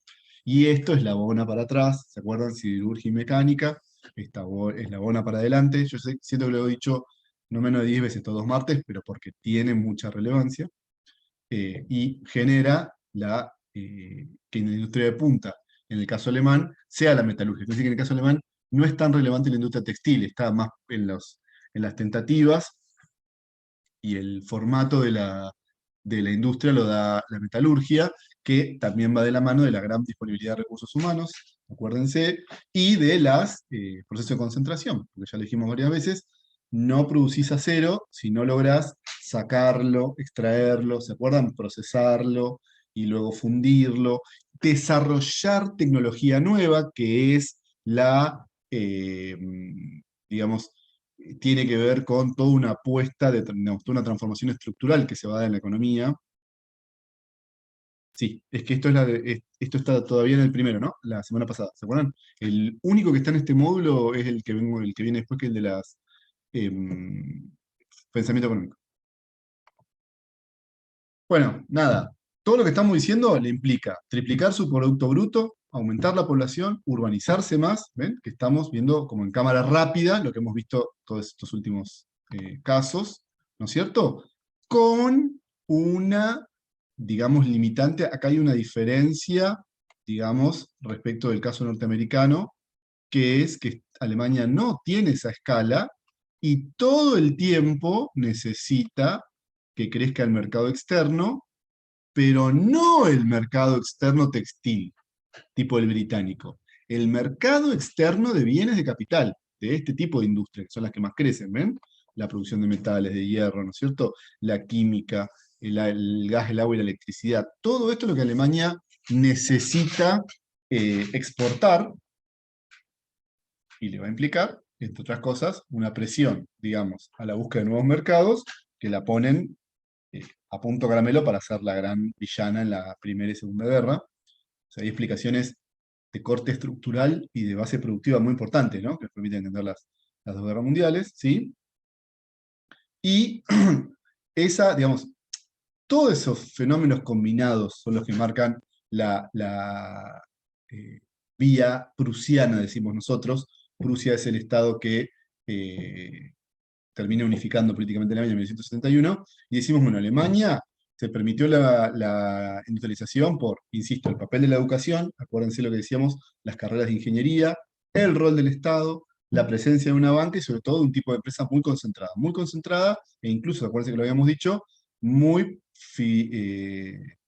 vinculada al Estado. En Alemania, eh, por definición, el líder del proceso industrializador es el Estado, ¿sí? Esto va de la mano de los pensadores, y lo hago así medio rápido, no porque estoy apurado y mucho más, sino que tranquilamente podemos seguir la semana que viene, sino porque quiero que podamos hacer una unión con esto. O sea, como hicimos con Smith. Es decir, así como dijimos mucho la última clase, la última parte de la clase cuando vimos Smith, dijimos, ojo que esto de que lo que dicen es lo que dicen es la verdad, encuentra su dificultad, esto de que es sagrado, ¿no? Lo que dicen Smith y Ricardo, y son los científicos, y son los economistas para todo el mundo, como mostraba el meme que yo le mandé el otro día, empieza a haber algunos economistas que van a desconfiar de esto. Por eso digo, un power está vinculado con el otro, digamos, ¿no? Es decir, eh, estamos viendo nosotros las derivadas son distintas, las derivadas son diferentes. En las derivadas, por ejemplo, el Estado funciona distinto. Y la más distinta de todas, que es Alemania, y o casualidad es la que más Estado tiene, bueno, va de la mano de un tipo que se va a llamar List, como yo les contaba, que va a identificar, así como dijimos Smith, identificaba cuestiones propias de su realidad, 1776, está viendo el avance hacia el cierto liberalismo, digamos, está dándose pasos en ese sentido. List, que escribe, sí, pero yo creo que lo acepté, ¿eh? A ver, espera que me fijo. Me fijo. Sí, yo no tengo ninguno en lista de espera. En sala de espera sería, lista de espera. Eh, Liszt, que escribe hacia 1820, se encuentra con lo que decíamos recién, vive en un país que es fragmentado y tiene un atraso económico relativo. Recuerden que termina siendo la ganadora, pero empieza siendo la tortuga. Siempre acuérdense del título del capítulo este mío para poder hacer esa comparación. Entonces, él va a terminar diciendo, ¿qué onda? Y cuando se unificó el Estado, por ejemplo, cuando en el caso alemán se dio, acuérdense, la famosa, y perdónenme lo difícil que es escribir con esto, pero me gusta que lo podamos identificar acá, la Solveiren, ¿no? La unidad de lo diverso que marcó la Solveiren comienza a desarrollarse en la economía alemana. O sea, 1840 la Solveiren y empieza el proceso de despegue, y el take-off, y el crecimiento. Entonces, ¿qué onda? Digamos, en Alemania lo que anduvo bien y generó, digamos, una vida civilizada a futuro, potencia del mundo, el orgullo alemán, qué sé yo, es la unificación aduanera. Y después, en 1871, la unificación política, es decir, es el Estado el que acá funciona. Y de medio que los individuos son los que tienen que unirse, o sea, como ser quienes, no quiero decir subordinen, pero, o sea, medio que tiene que estar al servicio del Estado, digamos, en el caso alemán. E insisto con esto de difícil discutirlo, o sea, porque acá muchas veces se da que, bueno, profe, pero usted qué dice que los individuos, ¿qué es más importante, el individuo o el Estado? Estamos hablando de el Estado alemán de 1820, o sea, que está bueno esto sobre todo, que incorporen la perspectiva de las dimensiones. No sé si alguien quiere hacer una pregunta o hay un micrófono abierto, pero necesito un silencio. No, bueno, yo Sí, Luis. pienso que, bueno, con respecto a eso del Estado no tiene que estar al servicio de los individuos, sino al revés. Bueno, me imagino que en ese tiempo, pues era obligatorio simplemente, ¿no? Porque los individuos eran los que ayudaban a progresar la economía del país, a que avanzaran dentro de lo atrasado que estaban. A lo mejor ese fue el acelerón que les dio, ¿no? Bueno, pero Que por eso, todos tal cual. empezaron a cooperar con el Estado.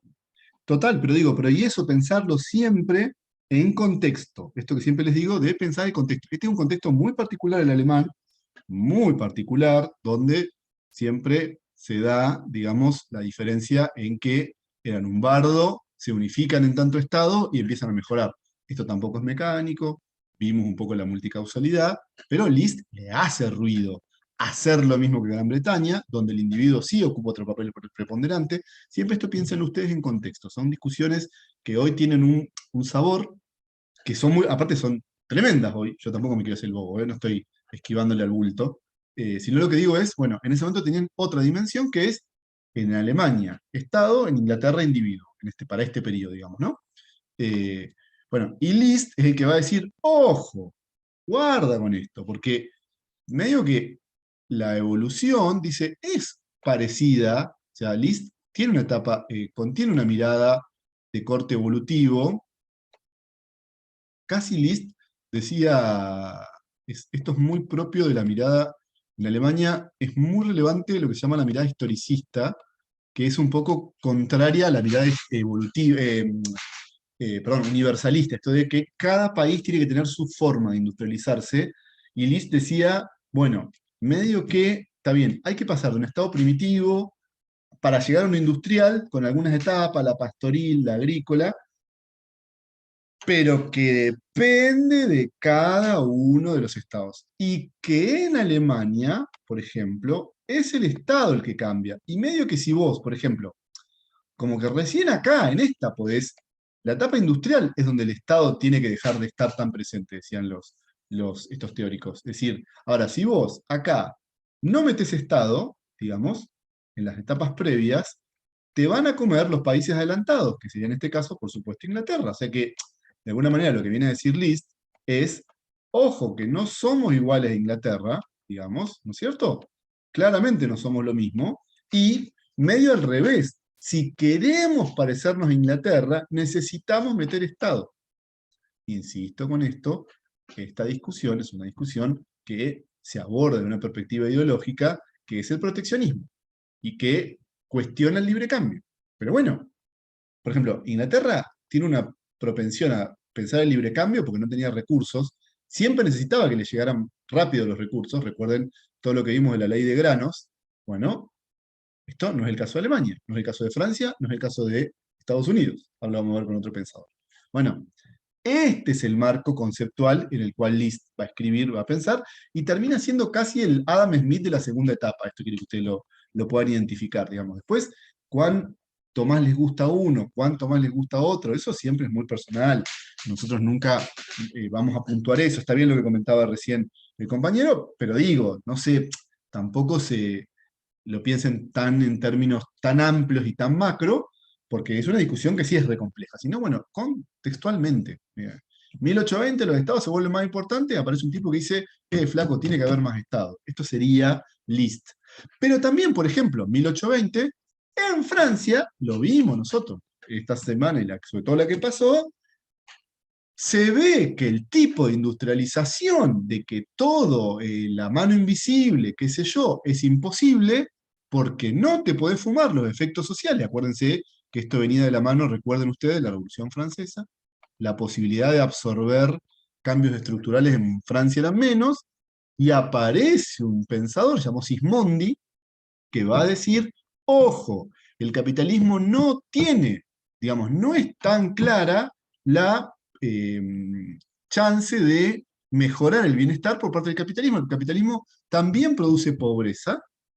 Es decir, Sismondi va, es decir, List va sobre la idea de el laissez-faire.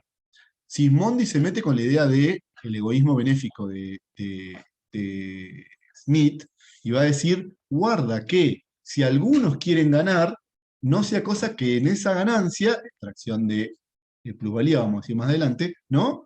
Se encuentre la pobreza de los otros. Entonces, guarda, porque la sobreproducción no deja de ser un fenómeno que pueda producir crisis. Esto es interesante porque todo esto que Sismondi pensó de manera muy filosófica, primera mitad del siglo, sí, bien digo, primera mitad del siglo XIX, termina siendo el gran problema, lo vamos a ver nosotros no el martes que viene, sino el otro, pero bueno, de la segunda mitad, que es, si se produce mucho buscando una ganancia y no se consume todo eso que se produce, ¿qué pasa con esa, digamos, qué pasa con la inversión? Bueno, gran problema. Pero, bueno, uno va a cuestionar toda la cuestión de la mirada, digamos, sobre el laissez-faire y la ausencia del Estado. Estos van a cuestionar la idea de que filosóficamente estamos condenados a optimizar ganancias, sino más bien va a decir la ganancia de unos pocos y la pobreza de otros muchos. La necesidad de que el Estado establezca, la necesidad de que el Estado establezca para proteger a los pobres algún tipo de política pública, en la que Sismondi, la gran diferencia de Sismondi con el pensamiento de Marx, que vamos a ver dentro de un par largo de martes con Joaquín, es que él quería como volver a antes del capitalismo. Marx y Sismondi fueron dos teóricos anticapitalistas. Uno quería ir a algo que estaba más adelante, ya lo vamos a ver, que es el socialismo, el comunismo. Sismondi pensaba volver para atrás. Pero, bueno, crítica al contexto del pensamiento británico. Y tercero y final, y con esto prometo que terminamos, es un tipo que se llamó Carey, economista norteamericano, que va a criticar toda la, digamos, todo el andamiaje, pero sobre todo la ley de los rendimientos decrecientes. ¿Se acuerdan? La ley de hierro de David Ricardo, que decía, recopilémosla rápidamente, ¿se acuerdan que un aumento de producción implica mayor cantidad de trabajadores, que a su vez implica un mayor aumento, digamos, poblacional, y la presión demográfica, ¿se acuerdan? Tiene que aumentar la frontera agrícola, y en la frontera agrícola sale más caro producir, porque son tierras más infértiles, y eso disminuye el beneficio. Bueno, Carey va a decir, no, ojo, porque vos fijate que si agarramos a Estados Unidos, acuérdense que empezó acá, ¿no? ¿Se acuerdan de Estados Unidos? Lo acabamos de ver. Por eso yo los quería trabajar en situación, no importa, la semana que viene los recuperamos, nadie está tratando de acelerar, ¿eh? Lo que digo es, miren qué interesante ver todo lo que vimos en términos históricos y ver cómo tres tipos que tal vez no tuvieron el fuste de Smith, pero no tuvieron el fuste de Smith justamente porque no tuvieron la posibilidad de pensar la moda, si no vinieron después, ¿no? Pero tipo va a decir, no, fíjate que en Gran Bretaña, en Estados Unidos es al revés. Medio que más nos alejamos de la frontera, mejores tierras tuvimos. Entonces, ¿qué hacemos? ¿Es universal la ley de Ricardo? No, es universal británica. Digamos, una falacia su universalidad. ¿Ven? Es más avanzamos hacia el oeste, digamos, no solo no fueron decrecientes, sino que fueron crecientes. Es decir, y de hecho, no, la idea de que, se acuerdan que lo discutimos la otra vez, que decía Malthus, de que a más población iba a faltar el alimento, en Estados Unidos es falso. De hecho, bueno, nada, es como que no eran infinitos los terrenos. Supimos después que no es verdad, que no había casi infinitos, eran finalmente finitos, pero muy superiores a los británicos. O sea, no solo había más territorio, sino que alejado de la primera zona de colonización estaban las mejores tierras. ¿Ven? Bueno, claro, ¿eso que generó? Una diferencia sustancial. Tenemos mayor mercado interno, ¿no? Respecto de Gran Bretaña. Entonces, que es el capítulo, se los marco acá, lo dejé para que lo vean bien ese que está ahí en la PETCO. Digo, entonces, dos cosas. De las derivadas, podemos decir, una síntesis, ¿no? Vamos a comparar los tres grandes The Big Ones. Inglaterra, Estados Unidos y Gran Bretaña. Perdón, Alemania, ahí está.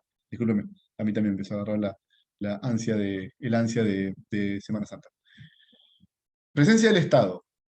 Poco Estado en Gran Bretaña, tampoco inexistente. ¿Se acuerdan que Smith decía el Estado tiene que recordar la frontera? Bueno, pero no se mete en los fenómenos de la macroeconomía. En Estados Unidos, mixto. Para adentro poco Estado, para afuera proteccionista. Alemania, mucho Estado. ¿Ven? Así podemos hacer con todas las variables a analizar. Es una de las preguntas del parcial, después si quieren, de las preguntas guía, digamos, ¿no? Las podemos revisar, pero bueno, lo mismo con los recursos naturales. Pocos recursos naturales en Inglaterra, muchos recursos naturales en Estados Unidos y en Alemania.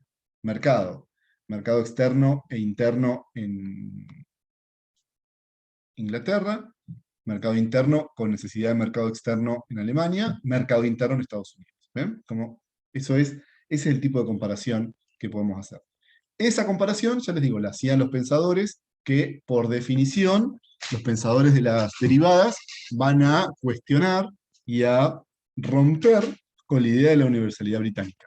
Yo insisto con esto de, no necesito que ustedes me digan si está bien o está mal Smith o Ricardo o List, porque en realidad ese debate está instalado hace ya décadas, digamos, ¿no? Sino identificar contextos en que escribieron, ¿se acuerdan? Problemas, ¿no? Respuestas, ¿sí? Y contextos, ese triángulo analítico, y las críticas de estos segundos, ¿no? Que son críticas, digamos, de contexto, ¿no? List dice no, no es verdad que si vos tenés menos estado creces más.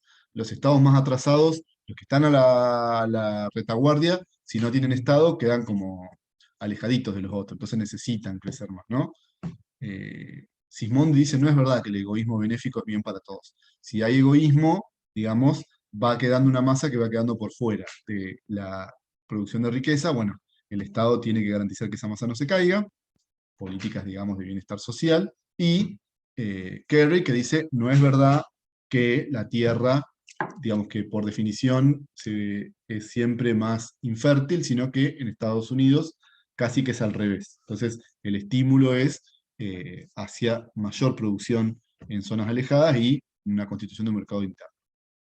Nada, terminamos con esto de todas las derivadas, terminamos una primera exposición, seguiremos el martes que viene, pero nada, podemos hacer alguna preguntita, si quieren, no hay apuro. Y ni siquiera son las 5, fíjense que estamos bien de tiempo. Entonces, básicamente, las necesidades de cada país, de cada derivada, fueron diferentes, por lo que causó también el hecho de que Gran Bretaña se revolucionara, porque cambió todo el sistema de juego y por las condiciones de su país en sí. Obvio, pero digamos, Inglaterra como que lo hizo sola, y las otras vinieron después de Inglaterra. Entonces tuvieron a Inglaterra de modelo, ¿vieron? Pero también hicieron su propio camino. Entonces esta cosa de, ojo que no somos Inglaterra, ¿no? Como que los tres pensadores que vienen después, casi que lo que más dicen es, ojo que no somos Inglaterra, ¿no? Como que está esta idea súper instalada de, no somos la misma, tenemos nuestra propia forma. Lo que dice Julieta está bien, pero es como que vino Inglaterra y generó, ¿vieron? Como una especie de paz, digamos, como de sendero. de pasos a seguir. Pero después, esto vinieron y dijeron, no, nada que ver. Fíjate que en Inglaterra el Estado fue re importante que se alejara, porque había una clase muy importante. En Alemania, yo lo dije hace un par de martes, pero ya que lo preguntó Julieta, me permite señalarlo ahora si no me olvido.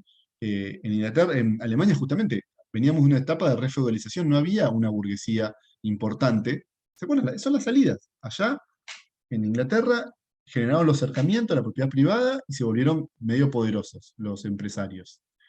Acá eran señores feudales, revinculados al rey, digamos, al Estado, al emperador, ¿no? Y eso no lo dije hoy, llamaban Junkers, los señores feudales alemanes, y están hasta el siglo XIX. Entonces, hay una industrialización que se da con feudalismo la alemana. Tiene que romper eso eh, con la unificación aduanera y demás. O sea, tenés casi feudalismo al inicio de tu industrialización. Entonces, re necesitas el Estado. Y es más, medio que no tenés una clase que pueda dirigir el proceso. Entonces, lo tiene que dirigir el Estado. Ahora, de nuevo, eso significa que vamos a siempre defender el Estado y todo el tiempo, no, cero, o sea, no, no, por supuesto que no, e insisto, de hecho no nos vamos a meter con esa discusión tan filosófica, no, no, no, no, no es que no nos metamos, digamos, sino, de hecho ellos se remetían, sino que entendamos que es medio un Boca River, o sea, va quedando una lógica ahí medio Boca River. No es que los británicos, cuando estos escritores, estos pensadores van a refutar un poco, no es que dijeron, ay, listo, tienen razón los alemanes, tiremos todos los libros de Smith y de Ricardo, prendámosle fuego. Medio que quedaron ahí en tensión. ¿Se acuerdan que habíamos dicho, cuando decíamos pensamiento económico no es gana uno y pierde el otro y se muere y este queda solo, tipo la cúpula del trueno, sino que coexiste. Entonces coexistió todo el pensamiento británico, liberal, librecambista, contra el pensamiento de las derivadas, historicista y proteccionista. Esa sería como la síntesis con la que hoy nos quedamos, digamos, ¿no? Vamos a seguir la semana que viene. Bueno, la semana que viene, ¿qué vamos a ver? La segunda mitad del siglo XIX. O sea, vamos a volver mucho sobre Alemania y Estados Unidos, pero porque justamente marcaron el sendero sobre que se mueve la economía mundial en la segunda parte del XIX, ¿no? O sea, este es el punto que a partir de eso la unidad 4, ¿no? Y bueno, sí, un nuevo módulo. Vieron que yo les dije que estos dos módulos, por eso les pasó eso que el PowerPoint como que les quedó ahí medio, prof, pero estamos todavía con el Power de la semana pasada. Sí, porque se acuerdan que es derivadas 1 y derivadas 2. Fueron dos módulos medio juntitos. Yo ahora corto con ustedes, amén de le va a subir la clase y eso. Como no hay práctico el viernes, ya les habilito el módulo que sigue, así tienen para leer esta Semana Santa, que sería, insisto, ¿no? El de la segunda mitad del siglo XIX. Que bueno, es muy importante porque, ya les digo, es ya asentado todo lo que vimos hoy, ¿no? En acto todo lo que vimos hoy. Por lo demás, nada, si hay alguna otra consulta y demás, las leo. Hoy fue un día, venían súper ahí arriba, arriba con las preguntas y demás, y chat prendido fuego. Hoy el chat generó eh, más tuvo al mínimo, ¿vieron? Pusimos el horno al mínimo. Eh, Nada, lean, aprovechen la Semana Santa para leer esto de que todavía no estamos ni a la mitad de la materia, pero ya empezamos a acercarnos, entonces, bueno, no se descuelguen tanto, justamente, ¿no? No, no, pioneras o derivadas, estamos por ahí, no descolgadas, sería como mi recomendación. Y por lo demás, nada, bueno, buena Semana Santa. A mí sí me gusta decir Felices Pascua, la casa está en orden. Nada, es una referencia histórica que van a entender seguramente el... Profe, Sí, sí, Nicolás. ¿el presente lo ponemos? Y ahora, por supuesto, me da risa porque al final yo siento que si les digo nada y no les pongo el presente, es como que se les va, ¿no? Un nivel de adrenalina y ahora me ponen el presente, sí. No, por eso, próximo material, pero está bien la pregunta, ¿eh? Presidente Felices Pascua, mientras van poniendo el presente, pónganlo el presente, por favor, y les termino de decir el próximo material, que igual, como siempre les digo, ¿no? Va a haber habilitado un nuevo módulo. De ese módulo van a leer, bueno, para el práctico otra cosa, que ya falta, digamos, pero en mi caso, un texto de Barbero, de una compilación que llama Las economías industriales en la segunda mitad del siglo XIX, y nada, otros dos textos más, uno de Joaquín sobre Marx, pero ese lo vamos a ver dentro de varios martes, y otro de Juan Quintar, Joaquín y yo, o sea, los tres profes que ustedes tienen de teórico, que es sobre el imperialismo. En principio el texto de Barbero es el más importante y el que está ahí al principio para que ya lo lean, ¿sí? Bueno, sigan poniendo el presente, no hay apuro. Eso ya lo Profe, habilito. consulta. Sí, El trabajo práctico, entonces, entiendo que se entrega en el aula, cualquier cosa, si no, Emi les va a avisar, ¿sí? No se preocupen, ella, todo lo que haya cambiado de lo que les dijo, se avisa previamente.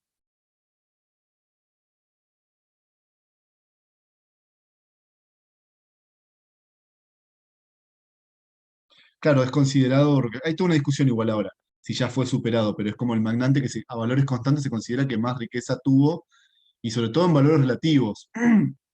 Tenía una riqueza, digamos que sobre el total del Producto Bruto de su momento era impresionante, implicaba, digamos, un porcentaje muy alto del Producto Bruto de los Estados Unidos, la propia riqueza de Rockefeller, sí, que eso hoy no pasa, ¿no? Ya tomó un volumen la economía nacional norteamericana que ningún empresario puede tener, no sé, 1% del PBI, es imposible explicarlo. Sí, sí, sí, ya, listo, ya está. Vayan dándome presente y vayan. Nada, los despido, nos vemos entonces el próximo martes, ¿sí? Ya no hay viernes, yo en un ratito ya les habilito las lecturas, ahora, cuando corte, y nos vemos el martes que viene, ¿sí? Pasen, descansen, lean, lean, descansen, lean, ¿no? Y nada, coman muchos huevos y Que conejos de Pascua. tenga buen fin de semana, profe, Ustedes buen también, fin de ¿eh? semana. A descansar y nos vemos el próximo martes. Abrazote, Luego, profe. chao, hasta luego.